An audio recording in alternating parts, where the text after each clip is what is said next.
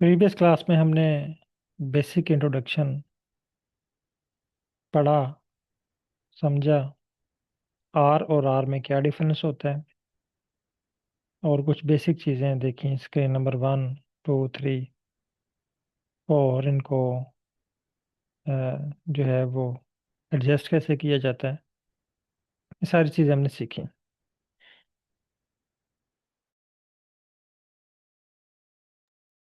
आज हम पढ़ेंगे इन 4 स्क्रीन्स के बारे में। ये 4 स्क्रीन्स क्या हैं और इनका काम क्या है।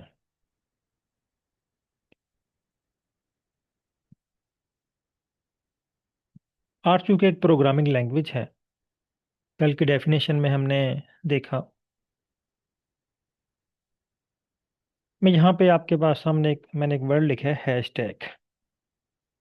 हैशटैग का मतलब है हेडिंग। चूंकि आर एक लैंग्वेज है तो हमने इसकी वोकेबलरी भी सीखनी है। तो जहाँ पे आपको हैशटैग लिखा हुआ नजर आए, इसका मतलब है हेडिंग, कमेंट्स, नोट्स। ऐसी लाइन जो हैशटैग के साथ स्टार्ट हो वो आर को नजर नहीं आती।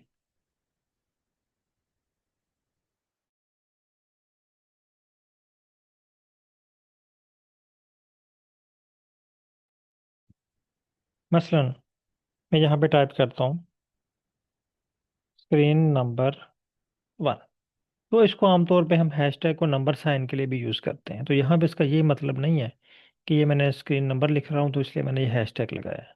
हैशटैग का मतलब है कि मैं यहाँ पे नोट्स लिख रहा हूँ, हेडिंग्स लिख रहा हूँ। दोबारा न्यू लाइन पे मैं यहाँ पे टाइप करता हूँ screen number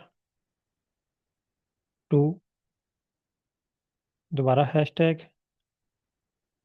screen number 3, hashtag screen number 4। आपने भी अंडरस्टैंड करना है, आपने मेरे साथ कोई वर्क नहीं करना भी। जब मैं आपसे कहूँगा फिर आपने मेरे साथ वर्क करना है। फर्स्ट स्क्रीन को क्लियर करने के लिए आपने सेलेक्ट ऑल करना है और डिलीट कर देना।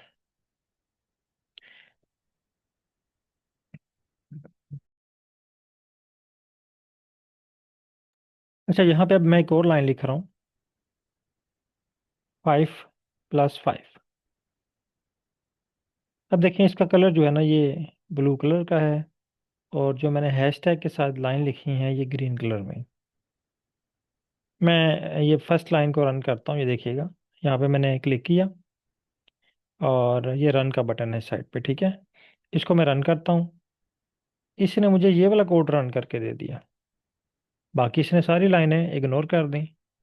इसका मतलब ये है कि ऐसी लाइन जिसके साथ हैशटैग लिखा हुआ है या हैशटैग लगा हुआ है वो आर को नज़र नहीं आती। देखे ना, मैं इसको रिमूव कर रहा हूँ,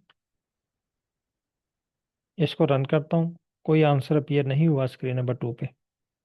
इसका मतलब है आर को ये लाइन नज़र ही नहीं आई। लेकिन मैं जैसे यहाँ पे टाइप करता हूँ 5+4, अब इसका कलर है ब्लू। इसको रन करता हूँ, ये आर को नज़र आ गई, इसने आर ने मुझे इसका रिस्पॉन्स कर दिया है। और अगर मैं एक और लाइन टाइप करता हूँ हैशटैग के साथ 8+9, ये हैशटैग के साथ है, इसको रन करता हूँ, आर ने मुझे कोई रिस्पॉन्स नहीं दिया। इसको मैं रन करता हूँ हैशटैग के बगैर, तो उसने मुझे आंसर कर दिया है। नेक्स्ट, कोई रिस्पॉन्स नहीं दिया। इसका मतलब ये हुआ कि आर सिर्फ उसी लाइन को रीड करेगा जो हैशटैग के बगैर होगी।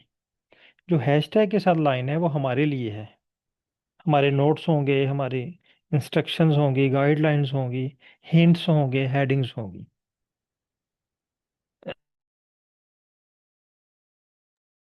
मैं इसको डिलीट कर रहा हूँ,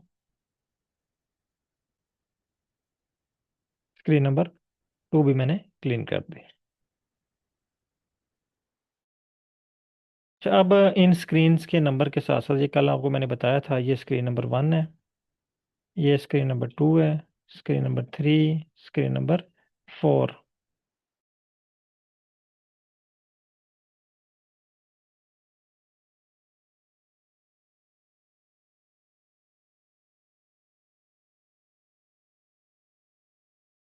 अब इनके नंबर के साथ साथ इनके स्पेसिफिक नेम भी हैं। मसलन स्क्रीन नंबर जो 1 है इसका नेम है script file. Script file. Screen number 2 का नाम है कंसोल। स्क्रीन नंबर 3 का नाम है ग्लोबल इन्वायरमेंट। Global environment. और स्क्रीन नंबर 4 का नाम है, sorry, screen number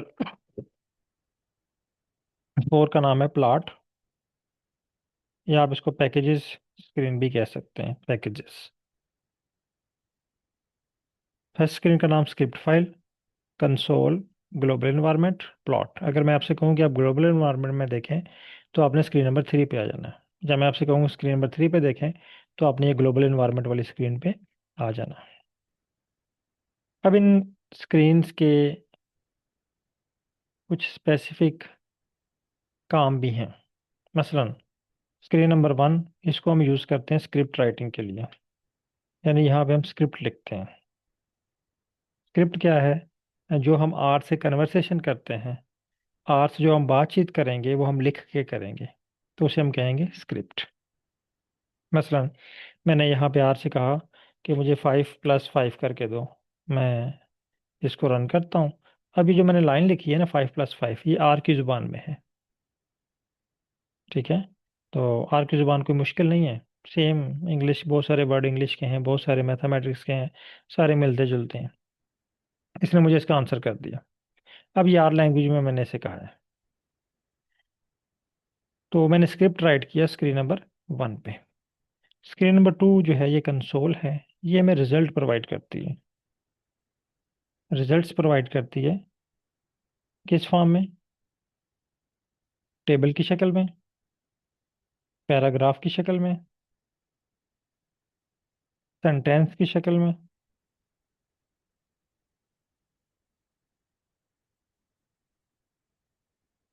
screen number 3, ये भी हमें रिजल्ट प्रोवाइड करती है।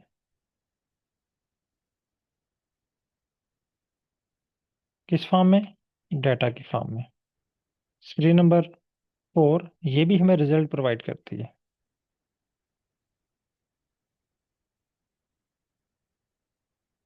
लेकिन प्लॉट की फॉर्म में। अब स्क्रीन नंबर 1 पे हम स्क्रिप्ट राइट करते हैं, तो इसका मतलब ये हुआ कि यहाँ पे हम इनपुट देते हैं, तो ये इनपुट स्क्रीन हुई। Input screen. स्क्रीन नंबर 2 जो है ये आउटपुट स्क्रीन है, क्योंकि ये हमें आउटपुट दे रही है। Output screen. इसी तरह स्क्रीन नंबर 3 भी आउटपुट स्क्रीन है। स्क्रीन नंबर स्क्रीन नंबर 4, ये भी आउटपुट स्क्रीन है। स्क्रीन नंबर 1 इनपुट स्क्रीन, 2 भी आउटपुट स्क्रीन, 3 भी आउटपुट स्क्रीन, 4 भी आउटपुट स्क्रीन। अब इनकी आउटपुट डिफरेंट है। अगर आपकी आउटपुट है पैराग्राफ की शक्ल में, सेंटेंस की शक्ल में, या टेबल की फॉर्म में, तो वो अपीयर होगी स्क्रीन नंबर 2 पे। अगर आउटपुट है डाटा की फॉर्म में, आपके पास एक्सेल की फाइल जनरेट हो रही है, पीडीएफ की फाइल जनरेट हो रही है, तो वो अपीयर होगी स्क्रीन नंबर 3 में। और अगर आपका जो आउटपुट है वो ग्राफ की शक्ल में है, तो वो अपीयर होगी स्क्रीन नंबर 4 में। मैं अब आपको यहाँ पे स्क्रिप्ट राइट करके दिखाता हूँ। सॉरी, नवीस साहब को आवाज़ क्लियर नहीं आ रही। काइंडली तमाम पार्टिसिपेंट कंफर्म कीजिएगा, मेरी आवाज़ क्लियर आ रही है आपकी साइड पे? मे भी उनकी साइड पे इशू हो।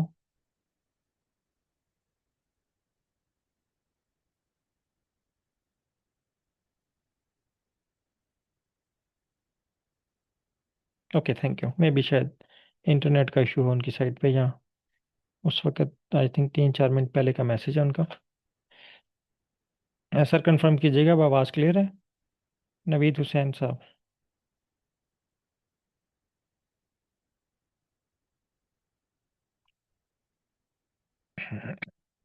ओके।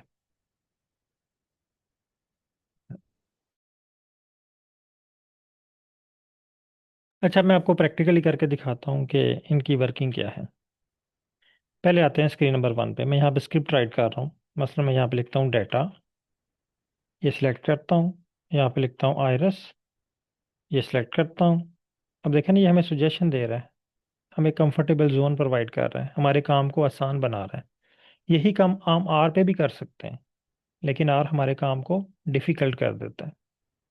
तो वो मोस्टली प्रोग्रामर्स के लिए है, जो प्रोग्रामिंग करते हैं उनके लिए वो एक ही पेज होता है, वो प्रोग्रामिंग लिखते रहते हैं लिखते रहते हैं। किसी ऐप डेवलपमेंट के लिए, तो डेटा एनालिसिस के लिए आर स्टूडियो बेस्ट है। मैं इसे रन करता हूँ। ये रन हो गया। अब इसकी जो आउटपुट है ना, वो अपीयर हुई स्क्रीन नंबर 3 में। ठीक है, मैंने अभी आपसे कहा कि डाटा की फॉर्म में जो आउटपुट अपीयर होगी वो स्क्रीन नंबर 3 में अपीयर होगी। ये देखें, आयरस का डाटा यहाँ पे शो हो रहा है। मैं यहाँ पे एक और स्क्रिप्ट राइट करता हूँ। यहाँ पे मैं लिखता हूँ str। यहाँ पे मैं लिखता हूँ आयरस, को रन करता हूँ। अब ये देखें, ये टेबल की फॉर्म में है या पैराग्राफ की फॉर्म में है। तो ये अपीयर हुआ रिजल्ट इसका स्क्रीन नंबर 2 में। अब मैं एक और स्क्रिप्ट राइट करता हूँ, प्लॉट आयरस। इसकी आउटपुट जो है वो ग्राफ की फॉर्म में है, तो ये अपीयर हो रहा है स्क्रीन नंबर 4 पे। तो स्क्रीन नंबर 1 इनपुट स्क्रीन है, स्क्रीन नंबर 2 3 4 आउटपुट स्क्रीन है। स्क्रीन नंबर 2 पे अपीयर होगा result in the form of table, sentence या पैराग्राफ। स्क्रीन नंबर 3 पे रिजल्ट अपीयर होगा डाटा की फॉर्म में। और स्क्रीन नंबर 4 पे रिजल्ट अपीयर होगा प्लॉट की फॉर्म में। यहाँ तक सब लोग डन कर लें। क्लियर है? अगर क्लियर है तो चैट में क्लियर टाइप कर दें, ताकि फिर मैं नेक्स्ट स्टेप की तरफ चलूँ। अगर कोई क्वेश्चन है तो आप पूछ सकते हैं इस स्टेप पे।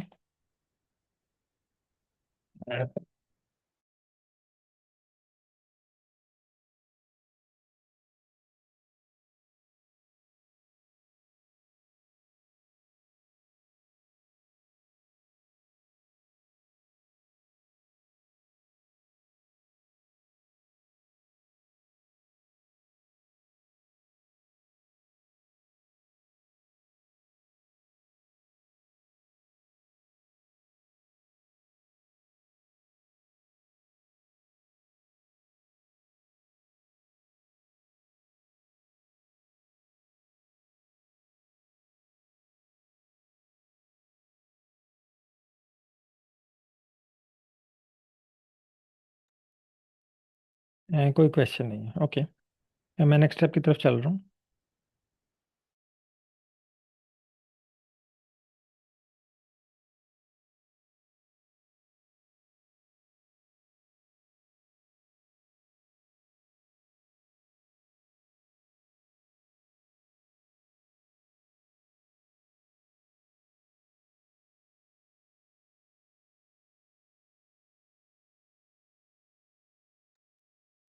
ओके, अच्छा, अब नेक्स्ट हमारा क्वेश्चन है कि वर्किंग डायरेक्टरी क्या है। वर्किंग डायरेक्टरी कैसे क्रिएट की जाती है और क्यों क्रिएट की जाती है? पहले मैं आपको उसकी तारीफ बता दूं। वर्किंग डायरेक्टरी एक्चुअली एक फोल्डर है जिसमें आर प्रोजेक्ट की एक फाइल होती है।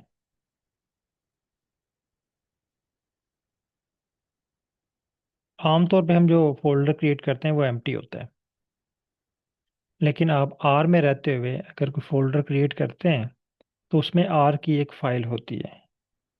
तो उस फोल्डर को हम कहते हैं वर्किंग डायरेक्टरी। आसान अल्फाज में एक फोल्डर ही है।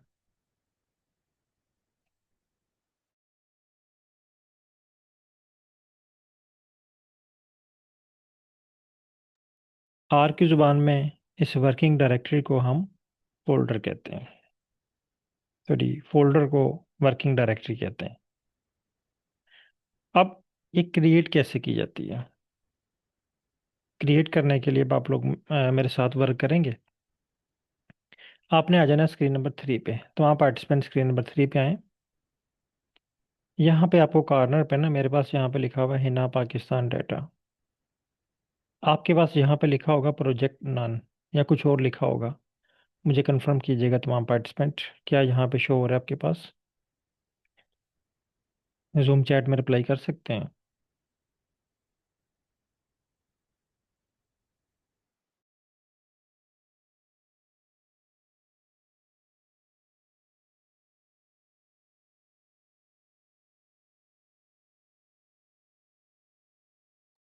तमाम पार्टिसिपेंट काइंडली कंफर्म कीजिएगा।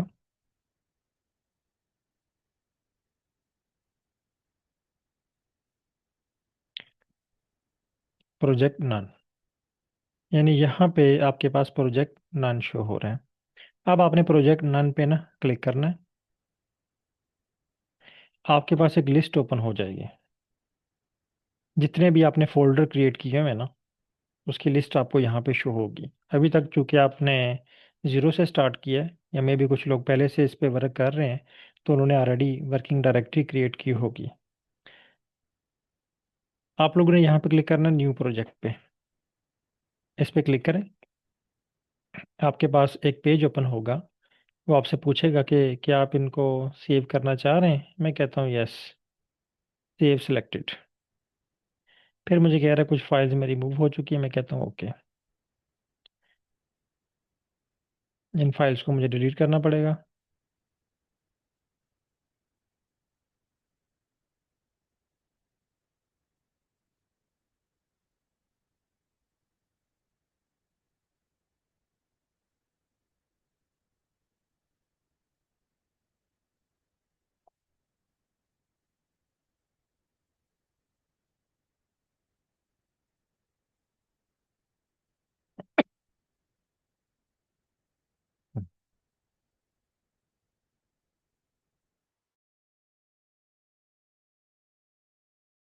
मैं दोबारा ट्राई करता हूँ इसे। New project, don't save.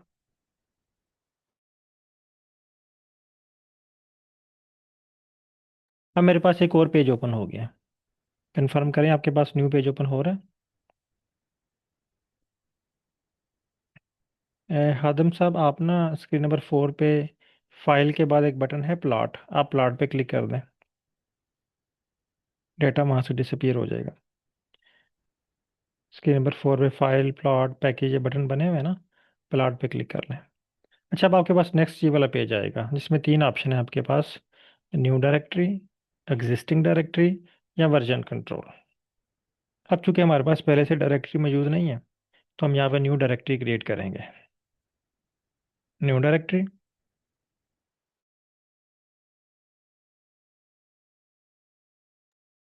उसके बाद नेक्स्ट ऑप्शन, आपके पास अगेन बहुत सारे ऑप्शंस आएंगे।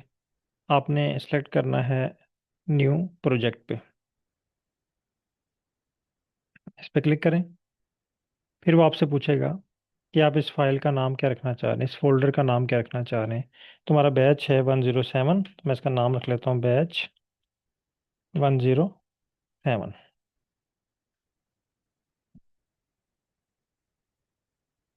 उसके बाद नीचे बटन है ब्राउज का, इस पे आप क्लिक करें। जिस लोकेशन पे आप ये फोल्डर बनाना चाह रहे हैं वो लोकेशन प्रोवाइड कर दें। मैं डेस्कटॉप पे बनाना चाह रहा हूँ, तो मैं डेस्कटॉप को सिलेक्ट करूँगा और ओपन के बटन पे क्लिक करूँगा। मेरे पास यहाँ पे डेस्कटॉप सिलेक्ट हो जाएगा। उसके बाद क्रिएट प्रोजेक्ट पे क्लिक कर दूंगा।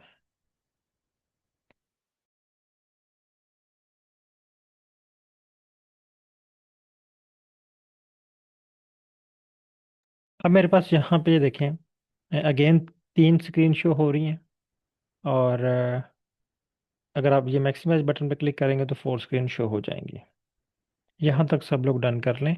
और हादम हुसैन साहब, आप काइंडली स्क्रीन शेयर कीजिएगा, ताकि मैं आपको आपकी स्क्रीन पे गाइड कर सकूं। मैंने आपकी स्क्रीन लो कर दी है और माइक भी लो कर दिया है।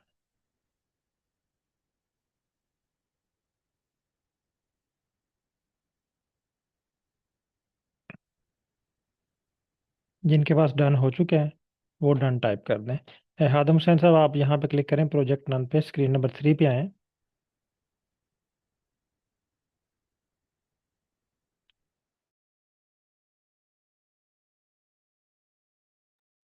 सर स्क्रीन नंबर 3 पे आइएगा। हादम हुसैन साहब, काइंडली स्क्रीन नंबर 3 पे आएँ। ये प्रोजेक्ट नन पे क्लिक करें।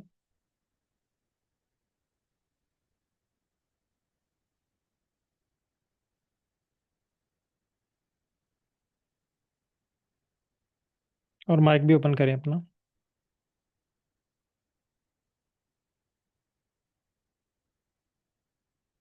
सर माइक ओपन कीजिएगा।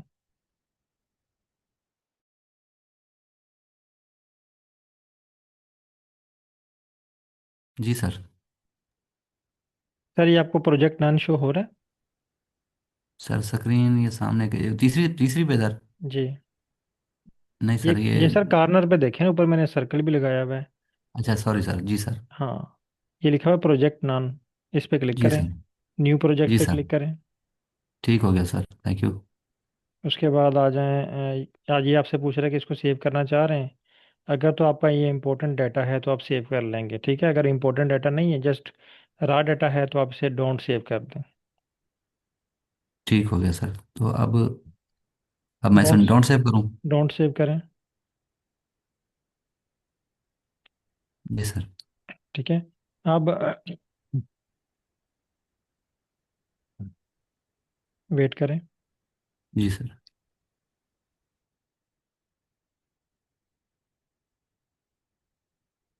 न्यू डायरेक्टरी पे क्लिक करना है आपने। ठीक हो गया सर। उसके बाद न्यू प्रोजेक्ट पे, यहाँ पे आप डायरेक्टरी का नाम रख लें, बैच 107।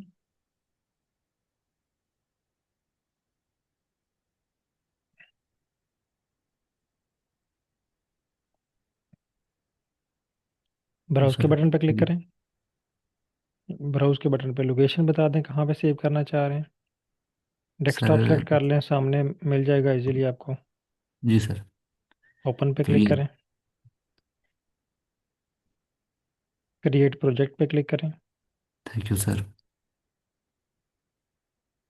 अब आपके पास न्यू वर्किंग डायरेक्टरी ओपन हो चुकी है। अब ये मैक्सिमाइज बटन पे क्लिक करें तो 4 स्क्रीन आपके पास शो हो जाएंगी। Maximize sir. ये स्क्रीन नंबर 1 पे देखें ना, ये सर्कल सम लगाया सर। मैंने। सर ये जी स्क्रीन सर। नंबर 1 पे।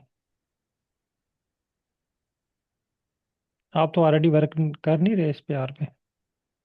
नहीं सर, वर्किंग तो कोई नहीं मैंने की। ये स्क्रिप्ट वगैरह देख रहा हूँ मैं आपके लिखे हुए। ये वाला नीचे वाले सर, स्क्रीन 2 पे। नहीं सर, पहले आ रहे थे ना, अभी तो वर्किंग डायरेक्टरी चेंज हो गई है ना। यहाँ पे कोई बिजनेस के कोई स्क्रिप्ट लिखे हुए थे आपने, या नहीं किसी सर और का वो लैपटॉप यूज़ कर रहे हैं? लैपटॉप मेरा है, मैंने ये एक डेमो सेशन आपका पहले अटेंड किया था, तो उस वक्त इंस्टॉल किए थे। मे भी वैसे वैसे हो गए, मुझे इसका कोई आइडिया नहीं। Okay okay. जी सर, थैंक यू सर। अच्छा, मैं स्क्रीन अपनी शेयर कर रहा हूँ अब। जी sir.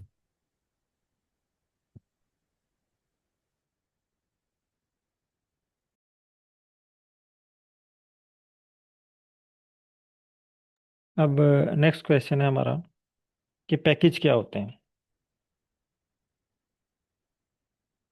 What is package? Package R language का एक वर्ड है। इसका मतलब है मशीन। इसका मतलब है टूल। इसका मतलब है डिवाइस या मशीनरी। अगर आप अपनी डेली लाइफ की चीज़ों को नोट करें, वर्किंग को नोट करें, तो आप देखेंगे तकरीबन 95% हम जो काम कर रहे हैं उसके लिए हमें किसी न किसी टूल की ज़रूरत होती है। आप सफ़र करना चाह रहे हैं, आपको गाड़ी की ज़रूरत है। गाड़ी एक टूल है। आप अपनी लैब में वर्क कर रहे हैं,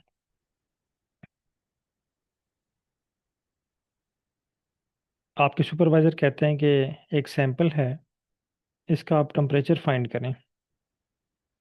उसके लिए आपको थर्मामीटर रिक्वायर्ड है। अब थर्मामीटर क्या है? एक टूल है, एक डिवाइस है, एक मशीन है। आपके सुपरवाइज़र कहते हैं आप कॉल करें किसी को। आपका मोबाइल फ़ोन एक डिवाइस है। वो कहते हैं कि ये कुछ डॉक्यूमेंट हैं, प्रिंट आउट कर लें। प्रिंटर एक डिवाइस है, मशीन है। इवन कि अभी हम जूम पे कनेक्टेड हैं, तो हम जो है वो बहुत सारे टूल यूज़ कर रहे हैं। लैपटॉप यूज़ कर रहे हैं, हेडफोन यूज़ कर रहे हैं, माइक यूज़ कर रहे हैं, माउस यूज़ कर रहे हैं, कीबोर्ड यूज़ कर रहे हैं। तो ये तमाम क्या है? डिवाइसेस हैं। अब जिस तरह हमारी डेली लाइफ में काम करने के लिए हमें मुख्तलिफ टूल रिक्वायर्ड हैं, इसी तरह आर पे भी काम करने के लिए हमें डिफरेंट टूल रिक्वायर्ड हैं।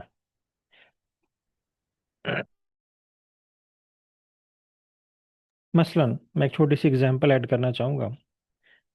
आपके सुपरवाइजर आपसे कहते हैं कि, बल्कि मैं यहाँ पे आप लोगों का माइक ओपन कर लेता हूँ, एक छोटी सी स्टोरी मैं आपको सुनाता हूँ 2-3 मिनट की। उसी स्टोरी को अगर आप समझ जाएं तो वही स्टोरी सारी आर पे अप्लाई होती है। हादम हुसैन साहब काइंडली माइक ओपन कीजिएगा।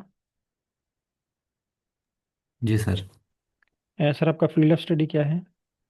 Sir finance. फाइनेंस, ठीक है। सर फर्ज करते हैं कि आप ना, सॉरी,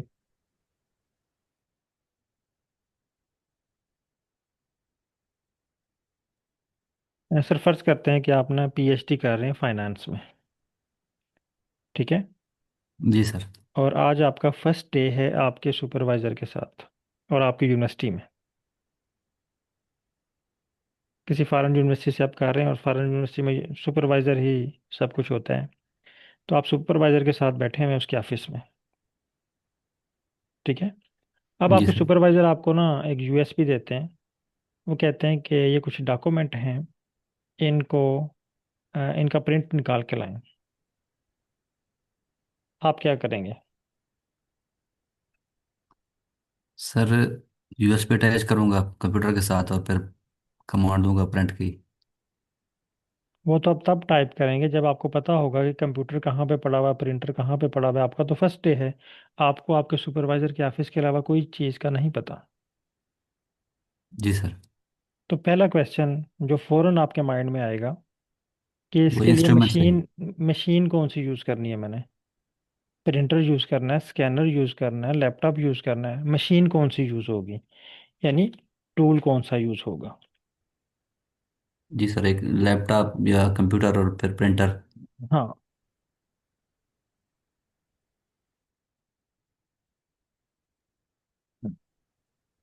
ठीक है। आप ये ज़ाहिर है इसका आंसर आपको ऑलरेडी पता है, ठीक है। जी सर। तो ये क्वेश्चन आपको पूछने की ज़रूरत नहीं पड़ेगी कि इसके लिए मैंने कौन सा टूल यूज़ करना है। आपका आपके माइंड में फ़ौरन इसका आंसर आ जाएगा जी, प्रिंटर। अब दूसरा क्वेश्चन जो आपके माइंड में आना चाहिए फ़ौरन, अब एक चीज़ का तो आंसर आपको मिल गया, अब दूसरा आंसर, क्या प्रिंटर हमारे ऑफिस में अवेलेबल है?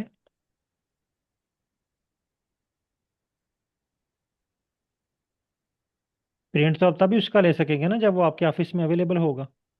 जी सर। अगर वो अवेलेबल नहीं है तो आप उसका प्रिंट नहीं ले सकते, बिल्कुल सर। ठीक है। तो फिर अब आपके पास पहला क्वेश्चन है कि टूल कौन सा यूज़ होगा, उसका आंसर आपके पास है, ठीक है। दूसरा क्वेश्चन है क्या प्रिंटर अवेलेबल है हमारे ऑफिस में? अब आपको तो नहीं पता अवेलेबल है या नहीं, क्योंकि आज आपका जी फर्स्ट सर। डे है। आप अपने सुपरवाइजर से पूछेंगे, सर क्या हमारे ऑफिस में प्रिंटर अवेलेबल है?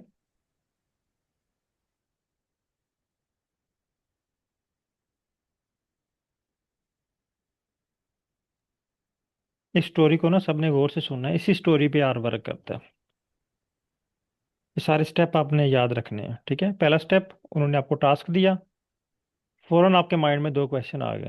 क्वेश्चन नंबर 1, टूल कौन सा यूज होगा। क्वेश्चन नंबर 2, क्या वो टूल अवेलेबल है? अब आपको टूल का नेम तो पता है, लेकिन ये नहीं पता कि ये टूल हमारे पास अवेलेबल है या नहीं। आप अपने सुपरवाइजर से पूछते हैं, वो आपको दो आंसर करता है, दो में से एक आंसर करेगा, या तो कहेगा यस हमारे पास अवेलेबल है, या वो आपसे कहेगा कि नहीं हमारे पास अवेलेबल नहीं है। वो आपको एक और आंसर भी कर सकता है। वो कह सकता है कि ठीक है, मुझे नहीं इसका आइडिया, आप जाएं क्लरिकल ऑफिस में, वहाँ से आप पता कर लें, या आप जो ऑफिस का जो एडमिन का होता है हेड, या ऑफिस बॉय जो होता है, उससे जाके पूछ लें कि प्रिंटर अवेलेबल है या नहीं। आप जाते सही। हैं ऑफिस बॉय के पास, यहाँ क्लरिकल ऑफिस, वहाँ से पूछते हैं कि सर ने मुझे ना ये प्रिंटिंग के लिए यूएसबी दी है, क्या हमारे पास प्रिंटर अवेलेबल है? अब वो आपको दो आंसर प्रोवाइड करेंगे, सॉरी, दो में से एक आंसर प्रोवाइड करेंगे। या तो वो आपसे कहेंगे कि यस हमारे पास प्रिंटर है, या वो आपसे कहेंगे कि नो हमारे पास प्रिंटर नहीं है।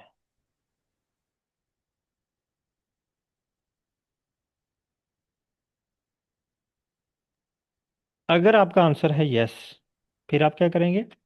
प्रिंटर को ऑन करेंगे। ऑन करने के बाद उस पर आप वर्क करेंगे जो आपने वर्क करना है, प्रिंट लेंगे और अपने सुपरवाइजर के पास चले जाएंगे। ठीक है। अगर आपका आंसर है नो, अब आप क्या करेंगे?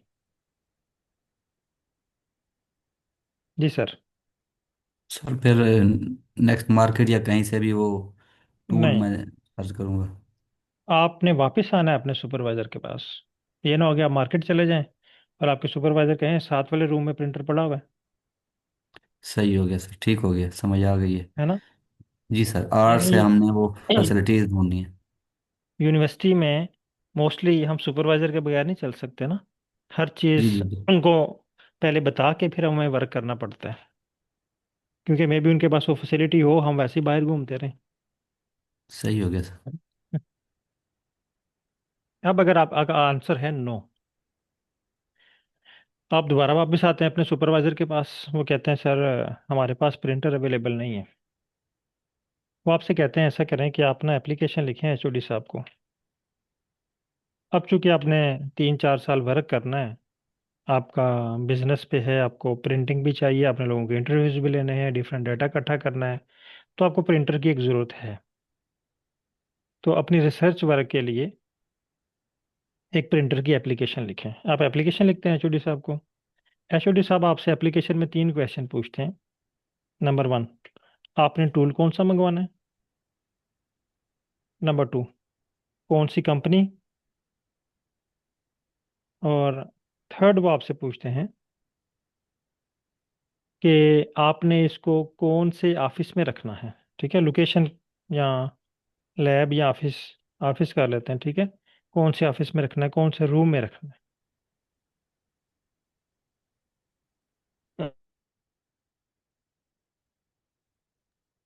अब इन तीनों क्वेश्चन में से ना आपसे रिलेटेड है टूल का नाम बताना। आपने बताना जी मुझे प्रिंटर रिक्वायर्ड है, कौन सी कंपनी का, ये हमने नहीं बताना, ये एचओडी साहब ने खुद ही डिसाइड करना है। हमारी यूनिवर्सिटीज़ के जो रूल एंड रेगुलेशन है उसने डिफाइन करके डिवाइस परचेज करना है। फिर जब आपके पास वो डिवाइस आ जाए उसको कहाँ पे रखना है, ये भी हमारी जिम्मेदारी नहीं, ये भी एचओडी साहब ने डिफाइन करना है कि इसको क्लरिकल ऑफिस में रखते हैं, इसको अपने सुपरवाइजर के ऑफिस में रख दें, इसको अपनी कस्टडी में रख लें। हमने सिर्फ टूल का नाम डिफाइन करना है, ठीक है। अब फर्ज करते हैं कि आपने एप्लीकेशन लिखी और अब आपके पास ये टूल अवेलेबल है। आपके सुपरवाइजर ने आपको टूल, एचओडी साहब ने आपको टूल प्रोवाइड कर दिया है। 3-4 दिन के बाद आपके लैब के अंदर या आपके ऑफिस में अब प्रिंटर अवेलेबल है। अब आपका आंसर है यस। अब आप क्या करेंगे?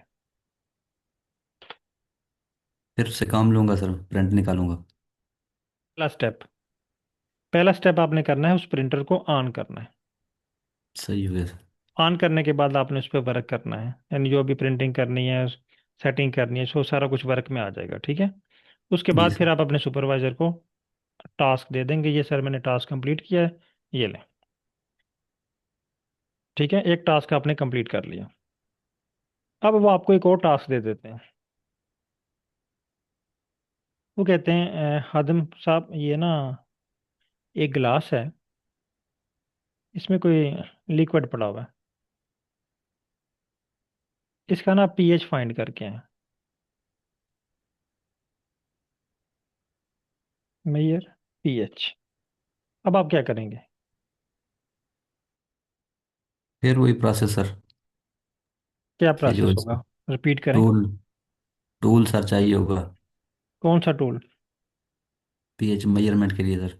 कौन सा टूल यूज़ होगा? सर मुझे साइंस का तो आइडिया नहीं है। हाँ, अब देखें जब आपके सुपरवाइजर ने कहा कि इसका प्रिंट निकालें, तो फौरन आपके जहन में प्रिंटर का आ गया था ना, बगैर पूछे ही। किसी ने जी आपको इसका बिल्कुल। जवाब नहीं बताया था, फौरन क्योंकि उसका आंसर आपको पहले से पता था, इसलिए जी आपके सर। माइंड में उसका क्वेश्चन नहीं बना। अब आपके माइंड में क्वेश्चन आ गया है कि पीएच के लिए मैंने कौन सा इंस्ट्रूमेंट यूज करना है, कौन सा टूल यूज करना है। अब पहला क्वेश्चन आप अपने सुपरवाइजर से पूछेंगे, कौन सा टूल यूज होगा।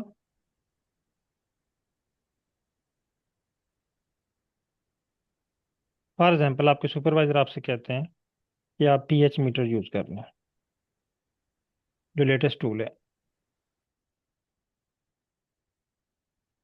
वैसे तो पीएच पेपर भी होता है, उससे भी फाइंड की जा सकती है, लेकिन जो लेटेस्ट टूल है वो पीएच मीटर है।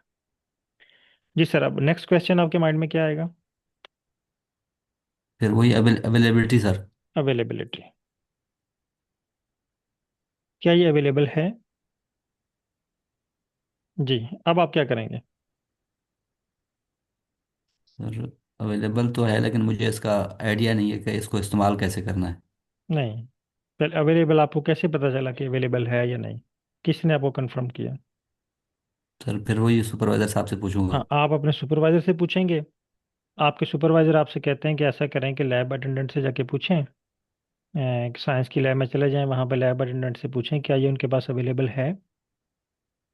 अब वो आपको या तो बोलेगा यस, या आपको बोलेगा नो। ठीक है। अगर वो जी आपको सर। बोलता है यस, फिर आप क्या करेंगे? उसे पीएच मीटर लेंगे, उसको ऑन करेंगे, और जो आपके सुपरवाइजर ने आपको सैंपल दिया है, आप उस पर वर्क करेंगे, और पीएच फाइंड करके अपने सुपरवाइजर के पास चले जाएंगे। अगर आपका आंसर है नो, यानी पीएच मीटर लैब में अवेलेबल नहीं है, फिर आप क्या करेंगे? वही प्रोसेस, आप एप्लीकेशन जी लिखेंगे एचओडी साहब को, क्योंकि आपके सुपरवाइजर कह रहे हैं कि आपने जो है वो पीएच पे वर्क करना है, और आपको ये इंस्ट्रूमेंट या टूल की ज़रूरत पड़ेगी बार बार, तो ये आप अपना अरेंज करवाएं। एप्लीकेशन लिखेंगे। एप्लीकेशन में अगेन वही तीन क्वेश्चंस होंगे, टूल कौन सा मंगवाना है, कौन सी कंपनी का मंगवाना है, और उसको रखना कहाँ पे है। ठीक है। फर्ज करते हैं कि आपके सुपरवाइजर आपको पीएच मीटर मंगवा देते हैं, अब आपका आंसर है यस। अब आप क्या करेंगे? जी सर। जी अब सर आपका वही। आंसर है यस। अब जी आप सर। इस टूल को ऑन करेंगे। ऑन जी करने के सर। बाद इस पर वर्क करेंगे। वर्क करने के बाद आप अपने सुपरवाइजर को बता देंगे। ठीक है। अभी जी ये सर। टूल्स है ना, देखें, जब आपने प्रिंट निकालना है तो प्रिंटर यूज हो रहा है। आप प्रिंटर से पीएच नहीं फाइंड कर सकते, प्रिंटर से आप टेम्परेचर फाइंड नहीं कर सकते, डेफिनेटली सर। थर्मामीटर से आप प्रिंट नहीं निकाल सकते। तो हर टूल एक स्पेसिफिक काम के लिए बना हुआ है ना। जी जी सर। इसी तरह आर में भी हर टूल का काम डिफरेंट है। मसलन आपके सुपरवाइजर कहते हैं कि आप इस डाटे पे अनोवा लगाएं। अब अनोवा के लिए डिफरेंट टूल यूज़ होगा। आपके सुपरवाइजर कहते हैं रिग्रेशन अप्लाई करें, रिग्रेशन के लिए डिफरेंट टूल यूज़ होगा। वो आपसे कहते हैं ग्राफ बनाएं, ग्राफ के लिए डिफरेंट टूल यूज़ होगा। जिस तरह हमारी डेली लाइफ में हम डिफरेंट वर्किंग के लिए डिफरेंट इंस्ट्रूमेंट्स हैं, इसी तरह आर में भी सेम वही एग्जांपल हमारी डेली लाइफ की है। ठीक है। बस यहाँ पे क्या चीज़ है, यहाँ पे हम वर्ड यूज़ करते हैं पैकेज, और आमतौर पे हम मशीन का वर्ड यूज़ करते हैं। तो आर की ज़ुबान में मशीन को कहते हैं पैकेज। क्लियर हो गया? जी सर। अब आपके सुपरवाइजर आपको एक और टास्क देते हैं। वो कहते हैं हादम साहब, ये ना कुछ डाटा है, ये आपके डेस्कटॉप पे पड़ा हुआ है, इस डाटे को ना आर में इंपोर्ट करें। Import Excel file into R. अब आप क्या करेंगे? पहला सर क्वेश्चन आपके माइंड में क्या आएगा? कि इसको मैं ऑपरेट कैसे करूंगा, यानी फाइल से नहीं इंपोर्ट सर, करूंगा। 3 दफ़ा मैंने आपको बताया। लेकिन आपके सुपरवाइजर कहते जी हैं सर। कि आप जो है वो, सॉफ्टवेयर इंस्टॉल। जी सर, सॉफ्टवेयर मेरे पास मेरी अवेलेबल बात तो होगा। सुने ना। जी सर। आपके सुपरवाइजर कहते हैं कि आप ना इस सैंपल में आयरन की कंसंट्रेशन देखें। तो कैसे देखेंगे? फिर यकीनी बात है सर, मुझे पता नहीं है कि कौन सा टूल इस्तेमाल होगा और टूल फिर वो कौन सा, कैसे। इसी पे मैं लाना चाह रहा हूँ ना। पहला क्वेश्चन आपका ये है कि टूल कौन सा यूज होगा। जी जी सर। प्रोसीजर तो बात की बात है ना, पहले हमें टूल का नाम देखना है कि एक्सेल की फाइल को इंपोर्ट करने के लिए टूल कौन सा यूज होगा। सही हो गया सर। तो हर दफा ये दो क्वेश्चन, हर टास्क के लिए, चाहे आप डेली लाइफ में कर रहे हैं चाहे आर में कर रहे हैं, तो ये दो क्वेश्चन आपके माइंड में आते हैं। तो पहला क्वेश्चन, टूल कौन सा यूज होगा।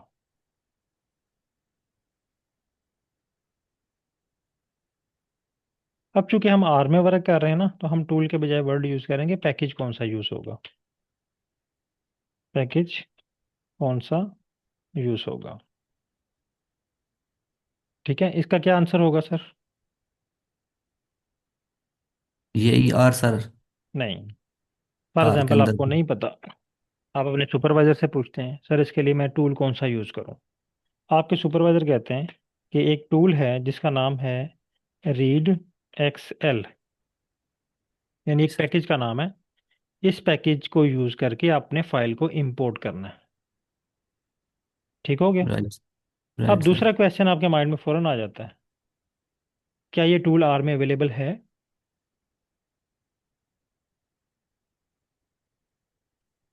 क्या ये टूल या पैकेज आर में अवेलेबल है।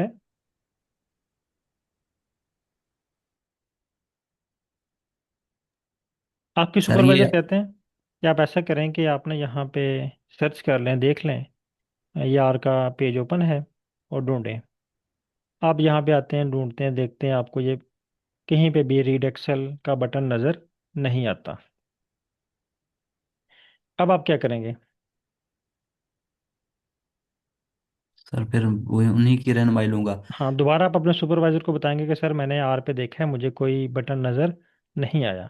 वो आपसे क्वेश्चन पूछेंगे, क्या आपने जो क्लरिकल स्टाफ है या ऑफिस बॉय है या लैब अटेंडेंट है उससे पूछा है आपने, क्योंकि उनके पास स्टॉक रजिस्टर में सारी इंफॉर्मेशन होती है कि इस ऑफिस में कौन कौन से डिवाइस हैं, कौन से इंस्ट्रूमेंट हैं, कौन कौन से लैब के अंदर केमिकल्स हैं या मशीनरी पड़ी हुई है।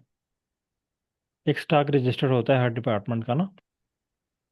इसी तरह फाइनेंस का भी होगा, आपका भी होगा डिपार्टमेंट का, कि आपके डिपार्टमेंट में कौन कौन से टूल्स पड़े हुए हैं, एसी कितने लगे हुए हैं, टेबल कितने पड़े हुए हैं, कंप्यूटर कितने पड़े हैं, वो सारा एक रिकॉर्ड होता है। जी सर। तो वो आपसे कहते हैं कि आपने उस मुतलका बंदे से पूछा है। आपने तो नहीं पूछा ना, आप कहते हैं नो। ठीक है। अब वो आपके जी सुपरवाइजर आपसे कहते हैं कि आप जाएं और लैब अटेंडेंट से पूछें क्या हमारे पास ये रीड एक्सेल वाला पैकेज अवेलेबल है। आप आ जाते हैं स्क्रीन नंबर 4 पे। तमाम पार्टिसिपेंट आए स्क्रीन नंबर 4 पे। यहाँ पे आपको एक बटन नजर आ रहा है पैकेज का, इस पे क्लिक करें। जैसे इस पे क्लिक करेंगे ना, ये लैब अटेंडेंट का या ऑफिस बॉय का रजिस्टर ओपन हो जाएगा। आजकल पहले रजिस्टर होते थे, आजकल कंप्यूटराइज्ड डाटा है तो कंप्यूटर ओपन हो जाएगा, एक्सेल शीट ओपन हो जाएगी, या आप रजिस्टर कह सकते हैं।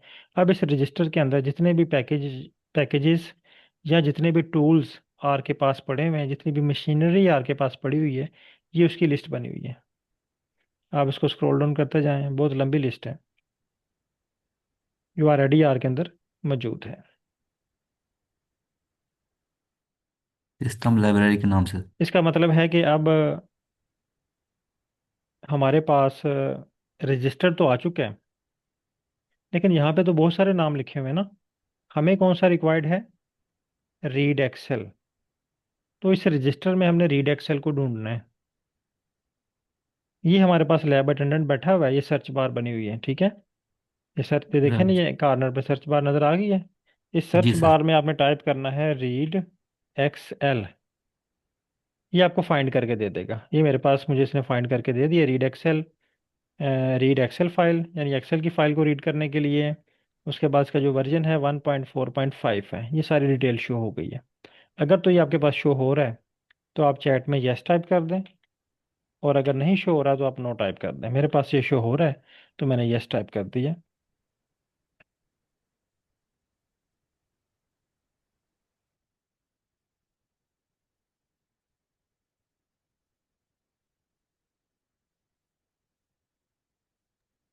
अब आपका आंसर है नो।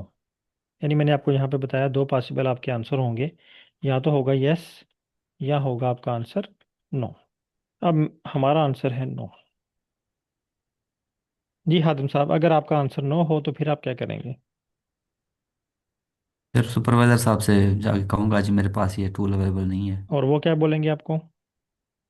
उन्होंने कहा जी जाके रजिस्टर में देखें, नहीं, वहां वो से तो हो पता गया किया। ना। जी वहाँ पे सर। तो अवेलेबल नहीं है। अब जी आपको सर। कन्फर्म हो गया कि हमारे ऑफिस में, हमारे लैब में ये टूल अवेलेबल नहीं है। एचओडी अब साहब को फिर एचओडी एप्लीकेशन। साहब को एप्लीकेशन लिखेंगे कि हमें अरेंज करके दें। जी सर। अब हमने एप्लीकेशन लिखनी है एचओडी साहब को कि हमें रीड एक्सेल प्रोवाइड करें। अच्छा, यहाँ पे ना स्क्रीन नंबर 4 पे एक बटन नज़र आ रहा है आपको इंस्टॉल का। फर्ज करते हैं कि ये एचओडी साहब का ऑफिस है, ठीक है। इस पे जी क्लिक सर। करेंगे। आप एचओडी साहब के ऑफिस में एंटर हो गए हैं। यहाँ पे एक एप्लीकेशन फॉर्म पड़ा हुआ है, ये वाला। तमाम पार्टिसिपेंट इस पे क्लिक करें इंस्टॉल के बटन पे, और देखें आपके पास एक फॉर्म ओपन हुआ है। मेरे पास तो ये शो हो रहा पैकेज रिपोजिटरी। है। अब ये आपसे 3 क्वेश्चन पूछ रहा है। वही क्वेश्चन जो मैंने आपसे कहे थे, इंस्टॉल फ्रॉम मीन यानी कौन सी कंपनी से आपने इसको मंगवाना है। तो ये बाय डिफ़ॉल्ट ये पैकेज रेपोजिटरी यानी आर क्रैन लिखा हुआ है, ये वही वेबसाइट है जिस वेबसाइट से हमने आर को इंस्टॉल किया था। वही कंपनी है जहाँ से हमने आर को इंस्टॉल किया था, यहाँ पे उसने कंपनी का नाम लिख दिया। फिर पूछ रहा है पैकेज कौन सा यानी टूल कौन सा मंगवाना है। मैं यहाँ पे लिखता हूँ रीड एक्सेल। आप भी मुझे फॉलो करें और ये टाइप करें सेम, रीड एक्सेल। ये आपको सुजेशन देगा। टाइप करने के बाद आपने सुजेशन में से सिलेक्ट करना है। ये सिलेक्ट कर लिया। थर्ड वो पूछ रहा है कि अगर आपको ये टूल प्रोवाइड कर दिया जाए तो आप इसको कौन से रूम में रखेंगे। तो मैंने आपसे कहा था कि 2 क्वेश्चन आपने एचओडी साहब पे छोड़ देने हैं। वो जिस मर्जी कंपनी से मंगवाएं और जिस मर्जी रूम में रखें, हमें टूल रिक्वायर्ड है, टूल होना चाहिए वहाँ पे। उसके बाद एक और बटन है इंस्टॉल डिपेंडेंसी। इस पे हम बाद में डिस्कस करेंगे नेक्स्ट क्लास में। अभी चूंकि टाइम कम है तो ये थोड़ा सा एक्सप्लेन करने वाला है। अब इस पे इंस्टॉल पे क्लिक करेंगे। जैसे आप इंस्टॉल पे क्लिक करेंगे, आपके पास स्क्रीन नंबर 2 में एक रेड डॉट शो होगा यहाँ पे ना। ये ब्रश बटन के साथ रेड डॉट शो होगा और कुछ लाइंस अपीयर होंगी। आपने जब तक रेड डॉट शो हो रहा है ना, आपने कोई लाइन रीड नहीं करनी स्क्रीन नंबर 2 से। वो आपके लिए नहीं होगी, वो आर के लिए है, ठीक है। आपने ये बॉटम पे ना इस लाइन को ढूंढना है, पैकेज। ये जो लास्ट लाइन है, download binary package R in, इसके ऊपर एक लाइन लिखी हुई होगी, package read Excel successfully unpacked. या अनपैक होगा या फेल्ड होगा, ठीक है। इसी लाइन पे आपने फाइंड करना है। ये ऊपर वाली लाइन जो है ना, ये आपके लिए नहीं है, ये आर के लिए है, ठीक है। आपने उनको रीड नहीं करना। ये लाइन आपके लिए, पैकेज का वर्ड जहाँ पे होगा पैकेज सक्सेसफुली इंस्टॉल्ड या फेल्ड का मैसेज होगा। इसको रन करें। जैसे ही रेड डॉट डिसअपियर होगा, आपके पास स्क्रीन नंबर 4 में रीड एक्सेल का पैकेज भी शो हो जाएगा। यहाँ तक सब डन कर लें कि आपके पास ये डन हो चुके हैं, पैकेज शो हो रहा है।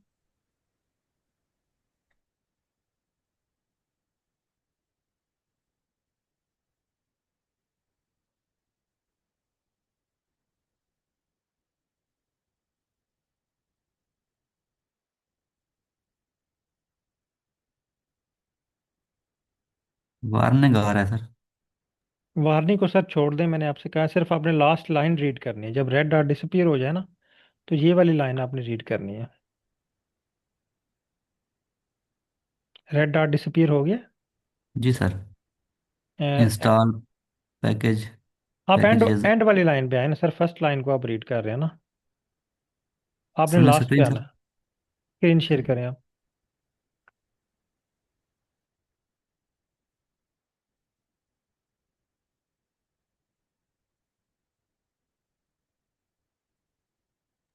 जी सर, आपने ना स्क्रीन नंबर 2 को बिल्कुल छोटा किया हुआ है। इसको ऊपर जी लेके जाए ना, सर। सेंटर में होना चाहिए ये। 4 स्क्रीन का साइज एक जैसा होना चाहिए। ऐसे सर। जी। हाँ, अब इसकी लास्ट लाइन रीड करें, किधर है, स्क्रॉल डाउन करें। एरर। वो कह रहा है कि can not open the connection. ठीक है, नीचे आए दोबारा, एंड पे आए। हाँ, उसने ना आए कुछ भी। पैकेज आपके इंस्टॉल कर दिए हैं, ठीक है। ये ऊपर देखें ना, पैकेज आर मैच लेकिन फिर इसने दोबारा आपको फेल दे दिया है। ये कह रहा है can not open the connection, यहाँ पे इंटरनेट का इशू है आपका। तो इसने उसको स्टॉप कर दिया। अब दोबारा आपने आना है इंस्टॉल के बटन पे। ठीक हो गया सर। दोबारा यहाँ पे लिखे रीड एक्सेल,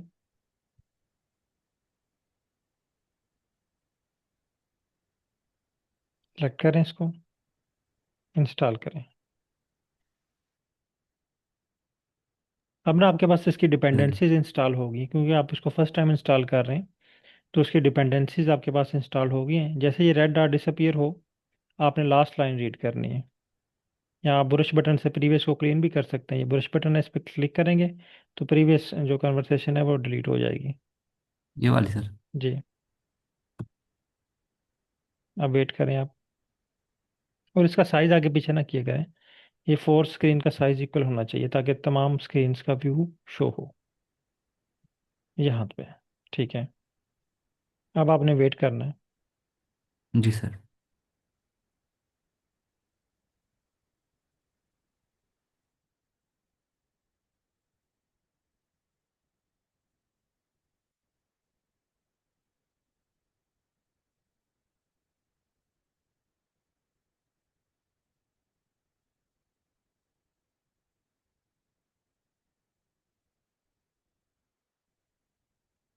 अभी भी उसने कुछ पैकेजेस आपको इंस्टॉल करके दे दिए हैं, ठीक है। ये सारी ना डिपेंडेंसी हैं, जो मैंने आपसे कहा था ना कि ये वाला वर्ड जो है मैं आपको बाद में गाइड करता हूँ डिपेंडेंसी क्या होती है। अब जी दोबारा आपने सर। फिर इंस्टॉल करना है। आप कौन से एरिया में?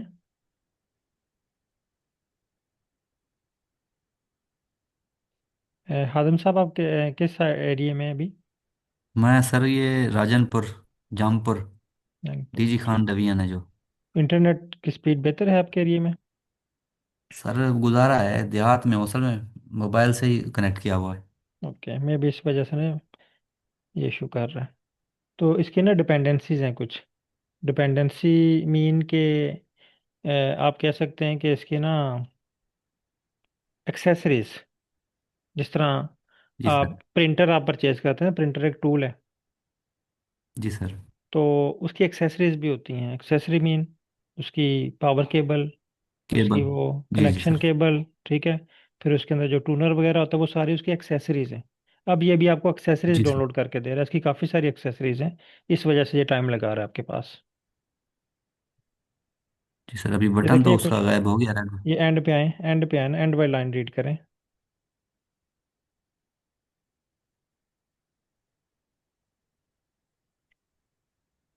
Package successfully unpacked and MD5, यही सर। नहीं, ये सारे नहीं है ना, ये तो ये डिपेंडेंसी है और लैंग।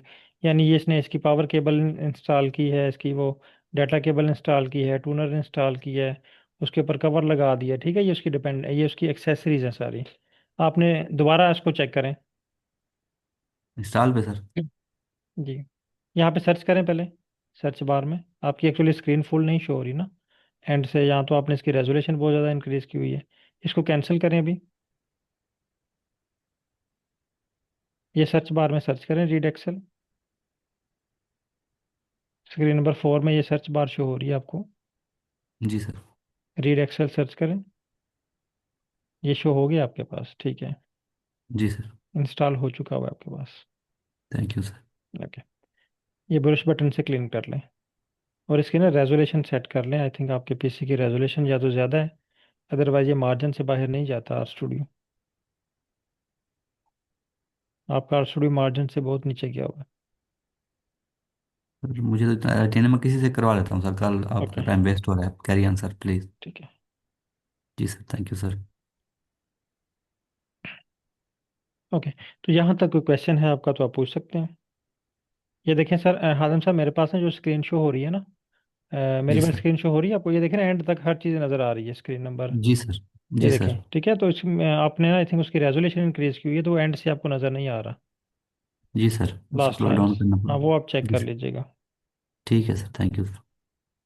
यहाँ तक कोई क्वेश्चन है तो आप पूछ सकते हैं। नेक्स्ट क्लास हमारी जो फ्राइडे को होगी, उसमें हम फाइल को इंपोर्ट करना सीखेंगे और बेसिक स्क्रिप्ट राइटिंग सीखेंगे।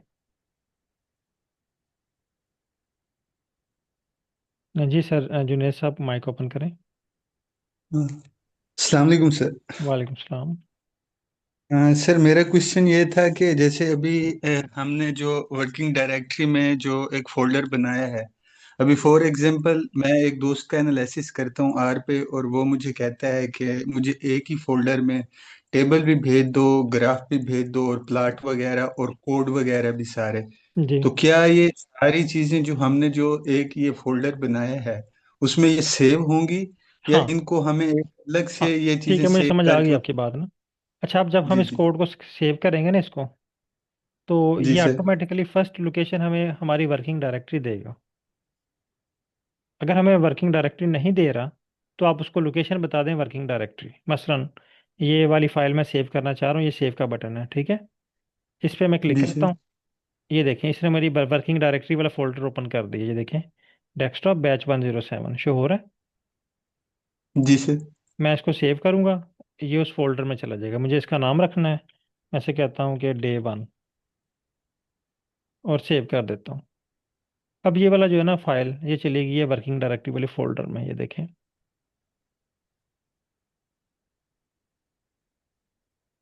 ये मेरे पास बैच 107। अब इसमें देखें दो फाइल शो हो रही हैं, एक तो आर प्रोजेक्ट की फाइल शो हो रही है, और एक Day 1 वाली।